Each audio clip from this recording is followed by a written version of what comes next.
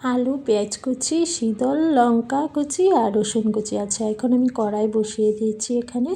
তো কড়াইটা গরম হয়ে গিয়েছে। তারপরে আমি তেল দিয়েছি, সরষের তেল। তারপরে এটাতে পেঁয়াজ কুচি দিয়ে দেব। পেঁয়াজ কুচিগুলি ভালো করে নাড়িয়ে নেব। তারপরে আমি আস্তে আস্তে সব উপকরণগুলি এগুলিতে দিয়ে দেব।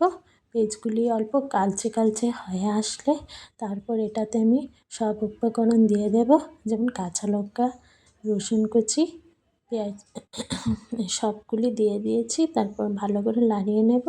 তারপর একটু আলুগুলি দিয়ে দেব। তারপর আবার নাড়িয়ে নেব ভালো করে। তারপর ভালো করে নাড়িয়ে আর তারপর অল্প নুন দিয়ে দেব এটাতে।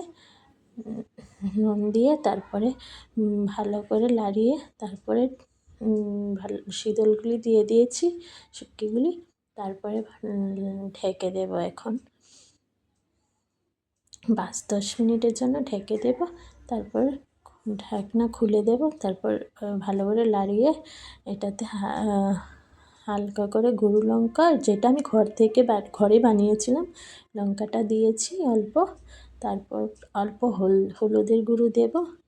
তারপর এটাতে হালকা একটু ভালো করে নাড়িয়ে তারপর এটাতে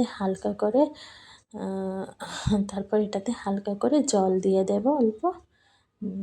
জল দিয়ে তারপর এটাতে ঢেকে দেব।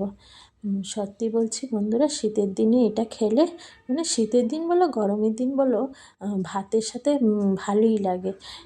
আর শুটকি মানে শীতল, মানে তুমি যেইভাবেই খাও এভাবেই ভালো লাগে। লাস্টে হয়ে গেলে একটু ধনিয়া পাতা দিয়ে তারপর ভালো করে নাড়িয়ে তারপর এটাকে ভালো করে নাড়িয়ে তারপরে হয়ে যায় এগুলো এরকমভাবে। ধন্যবাদ।